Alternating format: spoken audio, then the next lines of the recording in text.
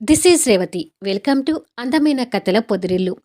Last ఎపిసోడ్‌లో సూర్య, క్రాంతి ఒక రెస్టారెంట్‌కి వస్తారు కదా! ఆ తర్వాత నుంచి స్టోరీ కంటిన్యూషన్. 'నా తనువు నా ప్రాణం నీకే' ఎపిసోడ్ నంబర్ 241. అందులో కొన్ని మన పరిచయం అప్పుడు నాకు తెలిసినవి. మరికొన్ని డిషెస్ నువ్వు ఆఫీస్‌కొచ్చేటప్పుడు బాక్స్‌లో పెట్టుకొని వచ్చేదానివి కదా! అలా తెలిసినవి అంటాడు సూర్య. అది విని క్రాంతి ఆశ్చర్యపోతూ, అంటే ఆఫీస్‌లో నిజంగానే సూర్య నా గురించి అన్నీ గమనిస్తూ ఉండేవాడా అని అనుకుంది. అన్నీ నీకు ఇష్టమైనవే కాబట్టి తృప్తిగా తిను అంటూ సూర్య ఏరి కోరి తన ప్లేట్లో వడ్డిస్తుంటాడు. ఇక చాలు, కావాలంటే పెట్టుకుంటాను అంటూ క్రాంతి తినడం స్టార్ట్ చేస్తుంది. ఇక అసలు జెస్సీ వాళ్ళు ఉన్నారనే విషయం కూడా మర్చిపోయి సూర్య, క్రాంతి ఏదో మాట్లాడుకుంటూ నవ్వుతూ భోజనం చేస్తుంటారు. వాళ్ళిద్దరూ అంత హ్యాపీగా ఉండటం చూస్తున్న జెస్సీకి మనసులో అగ్నిపర్వతం పేలి మండుతున్నట్టుగా ఉంటుంది. ఇద్దరూ ఎప్పటికీ దూరంగానే ఉంటారనుకుంటే, ఇదేంటమ్మా ఇద్దరు అంత క్లోజ్‌గా ఉన్నారు అని అడుగుతాడు పరశురాం వాళ్ళని అలా చూస్తూ. ఈ సూర్య మంచి మనసుతో క్రాంతిని దగ్గర చేసుకోవాలని ప్రయత్నం చేస్తున్నాడు డాడీ. బీఎల్ కంపెనీకి నేను మేనేజింగ్ డైరెక్టర్ అయ్యే వరకు నా కాన్సంట్రేషన్ అంతా దాని మీద పెట్టి వీళ్ళని కొన్నాళ్ళు వదిలేద్దాం అనుకున్నాను. కానీ వదిలేస్తే క్రాంతి నెల తప్పిందనే కబురు త్వరలోనే వినాల్సి వస్తుందేమోనని భయపడుతున్నాను అంటుంది వాళ్ళని ఈర్ష్యగా చూస్తూ. ఖచ్చితంగా అలా జరిగినా జరగొచ్చు అంటాడు పరశురాం. నో, వాళ్ళిద్దరు కలిసేటట్టుగా ఉంటే నేను సూర్య కోసం ఇంతగా తాపత్రయపడటం ఎందుకు డాడీ అంటూ కోపడుతుంది. వాళ్ళ మాటలు లైట్‌గా వినిపించి డిన్నర్ చేస్తున్న రవికాంత్ వాళ్ళని చూస్తూ ఏమైంది అని అడుగుతాడు. జెస్సీ తడబడుతూ నథింగ్, మీరు కానివ్వండి అని అంటుంది. నా డిన్నర్ కంప్లీట్ కావస్తుంది. కానీ మీ తండ్రి కూతురే భోజనం చేయకుండా ఏదో ఇంపార్టెంట్ విషయం డిస్కషన్ చేస్తున్నట్టుగా ఉన్నారు. ఏదైనా ఉంటే తర్వాత డిస్కషన్ చేసుకోవచ్చు. ముందు భోజనం కానివ్వండి అంటాడు రవికాంత్. వాళ్ళ సంగతి తర్వాత చూసుకుందాంలే. నువ్వు కానివ్వు జెస్సీ అంటాడు పరశురాం భోజనం కలుపుతూ. కానీ జెస్సీ వదిలేయలేక వాళ్ళని పగపట్టినట్టుగా చూస్తూ ఏదో అలా భోజనం చేస్తుంటుంది. ఇక ఆ క్షణం క్రాంతి కూడా కోపతాపాన్ని పక్కకు పెట్టి సూర్యతో కలిసి భోజనం చేస్తుంటుంది. జెస్సీ వాళ్ళది భోజనం అయిపోయి మళ్ళీ బిఎల్ గ్రూప్ ఆఫ్ ఇండస్ట్రీ గురించి డిస్కషన్ చేస్తుంటారు ముగ్గురు. జెస్సీ డిస్కషన్ చేస్తూనే వాళ్ళిద్దరిని గమనిస్తూ ఉంటుంది. ఇక్కడ సూర్య, క్రాంతి కూడా డిన్నర్ ముగిచి వాళ్ళ అంటూ ఉన్నారు కదా అంటూ అప్పుడు గుర్తు తెచ్చుకొని చూసేసరికి బిజినెస్ గురించి డిస్కషన్ చేసుకోవడం కనిపిస్తుంది. ఏం డిస్కషన్ చేస్తున్నారు వాళ్ళు అని అడుగుతుంది క్రాంతి. వాళ్ళ కంపెనీ రోడ్డు మీదకి వచ్చేలాగా ఉంది కదా! కాపాడుకోవటానికి ఏదో ప్రయత్నాలు చేస్తున్నారట్టుందిలే. అయినా వాళ్ళు ఏది మాట్లాడుకుంటే మనకెందుకులే. పద, మనం వెళ్దాం అంటూ ఇద్దరూ లేచి బయటికి వెళ్తుంటారు. మీరు మాట్లాడుతూ ఉండండి డాడీ అని చెప్పి వాళ్ళ వెనక బయటికి వస్తుంటుంది జెస్సీ. నువ్విక్కడ ఉండు క్రాంతి, నేను వెళ్ళి బైక్ తీసుకొనొస్తాను అని చెప్పి సూర్య వెళ్తుంటే క్రాంతి అక్కడ ఒంటరిగా నిలబడి ఉంటుంది. క్రాంతికి బ్రెయిన్ వాష్ చేసి వాళ్ళ మధ్య దూరాన్ని పెంచడానికి ఇదే మంచి సమయం అని అనుకొని జెస్సీ తన దగ్గరకొస్తుంది. దగ్గరికొచ్చిన జెస్సీని క్రాంతి కోపంగా చూస్తుంటే జెస్సీ లోపల ఉంది అనే థాట్ వచ్చిన సూర్య అనుమానంతో వెనక్కి తిరిగి చూసేసరికి అతని అనుమానం నిజమైనట్టుగా జెస్సీ అక్కడ కనిపించడం చూసి కంగారు పడుతుంటాడు. ఈ జెస్సీ మళ్ళీ క్రాంతికి ఏదో ఒకటి నూరిపోస్తుండాలి.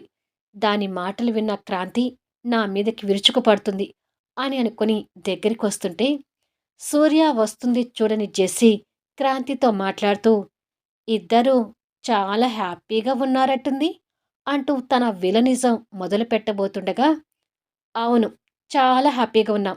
ఏం, మమ్మల్ని అలా చూడలేకపోతున్నావా అంటూ సూర్య వెంటనే అక్కడికి చేరుకుంటాడు. సూర్య వస్తాడని ఎక్స్‌పెక్ట్ చేయని జెస్సీ కోపంగా చూస్తుంటే, "నువ్వు వచ్చిన పని ఏంటో నువ్వు చూసుకోకుండా క్రాంతితో ఎందుకు మాట్లాడుతున్నావు?" అంటూ కోప్పడతాడు సూర్య.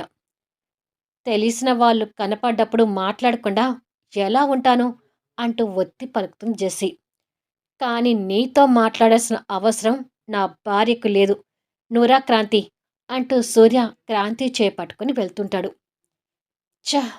సూర్య రాకపోయుంటే ఈ క్రాంతికి ఏదో ఒకటి నూరి పోసేదాన్ని అని తిట్టుకుంటుంది జెస్సీ వెళ్తున్న వాళ్ళని చూస్తూ. తనేదో మాట్లాడబోతుంది కదా! అదేంటో విననిస్తే పోయేది కదా! అంటుంది క్రాంతి. ఏంటి అది చెప్పేది నువ్వు వినేది? అది ఏదో కట్టు కథలు చెప్తుంది. అది నమ్మి నా మీద రంకెలు వేద్దుగాని అంటూ క్రాంతి మీద కాస్త సీరియస్ అవుతాడు తనని లాక్కెళ్తూ. మీ ఇద్దరి మధ్య రిలేషన్ గురించి తను చెప్తే నమ్మలేదు. నేను చూశాను కాబట్టి నమ్మాను అంటుంది క్రాంతి కోపంతో. ఇదే నీ దగ్గర ఉంది. నువ్వు చూసిందే, విన్నదే నిజం అనుకుంటావు. అయినా తన నుంచి నిన్ను ఎన్నాలని కాపాడుకోగలుగుతాను? నీకుగా నమ్మకం కలగాలి గాని, తుమ్మితే ఊడిపోయే ముక్కులాగా నీ వ్యవహారం ఉంటే నేనైనా ఏం చేస్తాను? అంటూ తనని తిడుతూనే బైక్ దగ్గరికి తీసుకువెళ్ళాడు. నువ్వేదో పెద్ద నీతిమంతుడిలాగా మాట్లాడకు. మీ ఇద్దరి మధ్య ఎంత క్లోజ్‌నెస్ ఉండేది అనేది నాకు తెలియనట్టుగా మాట్లాడతావేంటి? అంటుంది క్రాంతి. తెలియనట్టు కాదు. అసలు నీకేమీ తెలీదు. చెప్పినా నమ్మవు. సరేలే హ్యాపీగా బయటకొచ్చాము. ఇప్పుడు గొడవ పెట్టకుండా వెళ్ళడం ఎందుకు? ఇక వదిలేయ్. బైకెక్కు అంటూ సూర్య బైక్ స్టార్ట్ చేస్తాడు. ఇక వాదన వద్దులే అనుకొని క్రాంతి కూడా సైలెంట్ అయిపోయి సూర్య వెనుక కూర్చుంటుంది.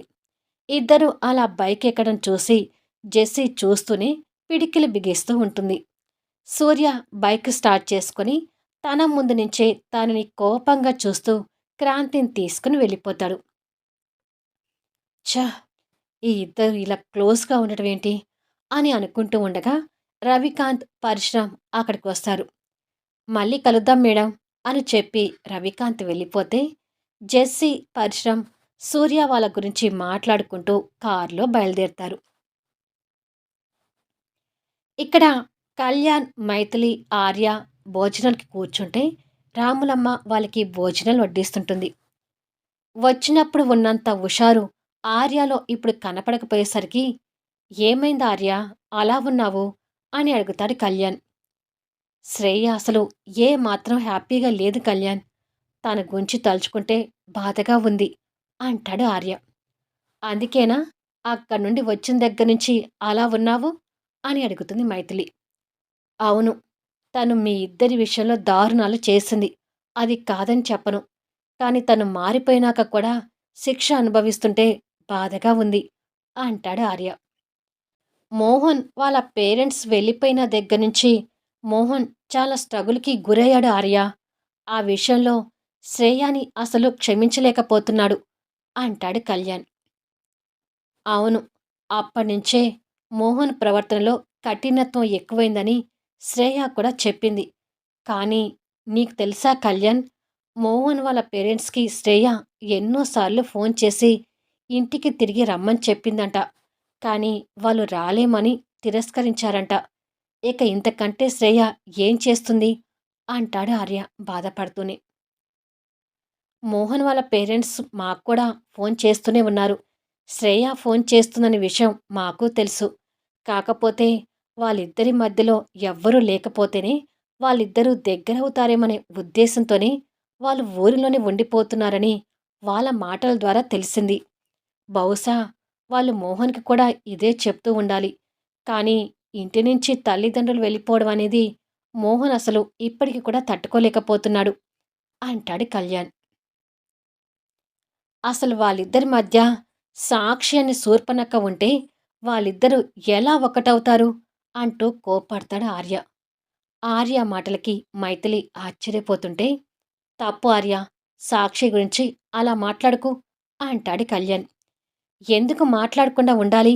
వాళ్ళిద్దరూ ఇంకా కలవకపోవటానికి కారణం ఆ సాక్షినే అంటాడు ఆర్య. నాకు కూడా ఆ అమ్మాయి మీద కొంచెం అనుమానంగానే ఉంది కళ్యాణ్ అంటుంది మైథిలి. అనుమానాలు లేవు. ఆవకాయ బద్దలు లేవు.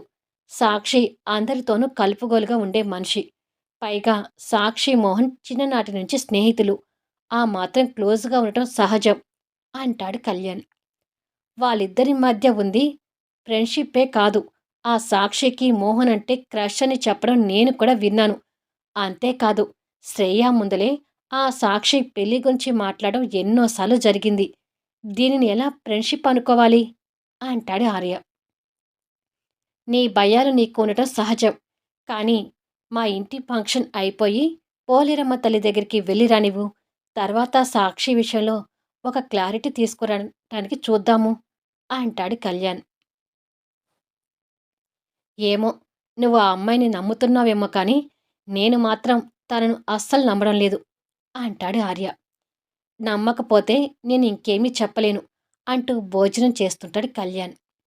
అంతేలే ఆ సాక్షి నీకు కూడా ఫ్రెండే కదా అంటూ ఆర్య గొనుకుతుంటే గొనగకుండా ముందు భోజనం కానివ్వు అంటూ కళ్యాణ్ సీరియస్ అవుతాడు.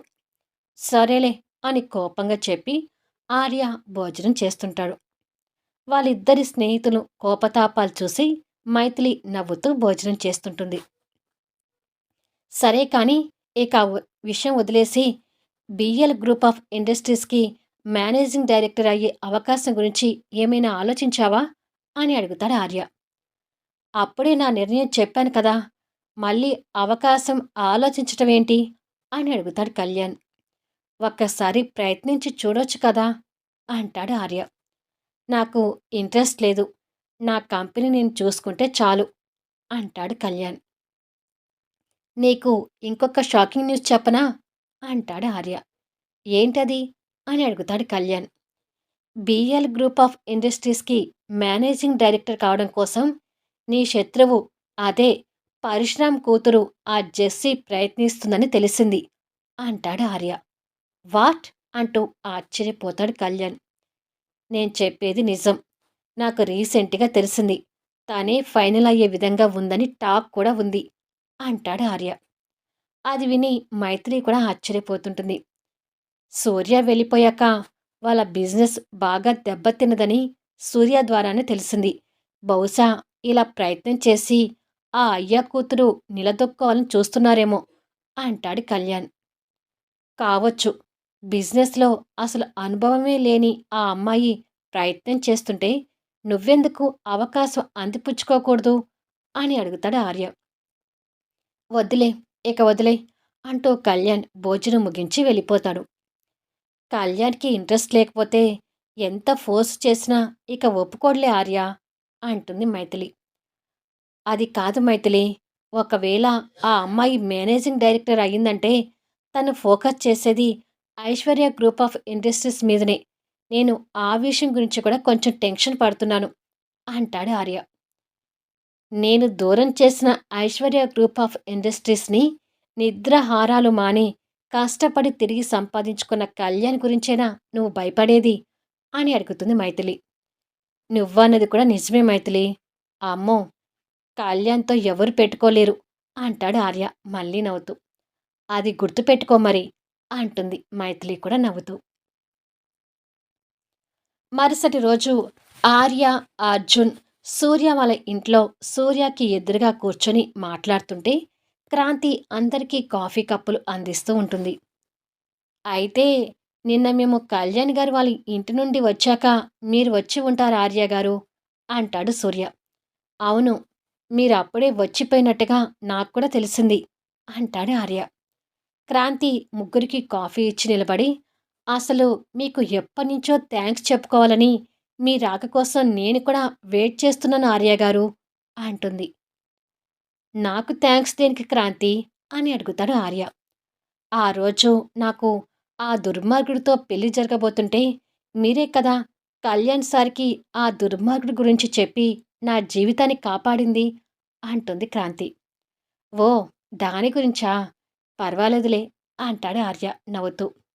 నిజమేనండి. ఆ రోజు ఏదో టైం బాగుండి ఆ పెళ్లి నుంచి తప్పించుకున్నాను అంటుంది క్రాంతి. ఈ లెక్కన నా పెళ్లి ఈ రాక్షసితో జరిగినందుకు నేను కూడా మీకు థ్యాంక్స్ చెప్పాలి ఆర్య గారు అంటాడు సూర్య నవ్వుతూ.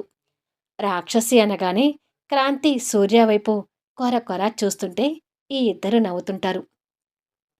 అర్జున్ ఆర్య చెవి దగ్గరకొచ్చి, సూర్య నీకంటే చిన్నవాడు. పెళ్లి చేసుకొని పెళ్ళాంతో గిల్లి కజ్జాలు పెట్టుకుంటున్నా సంతోషంగా ఉన్నాడు చూడు. నువ్వు ఉన్నావు ఎందుకు ముదిరిపోయిన బెండకాయలాగా అంటూ దెప్పి పడుస్తుంటాడు. నీకు పుణ్యం ఉంటుంది. ఆ ముదిరిపోయిన బెండకాయ అనేది వదిలే అర్జున్ అంటూ బతిమలాడుతుంటాడు ఆర్య. ఇలా అందరికీ రోజులు గడిచి ఐశ్వర్య నిలయంలో పాప ఫంక్షన్‌కి ఏర్పాట్లు జరుగుతుంటాయి.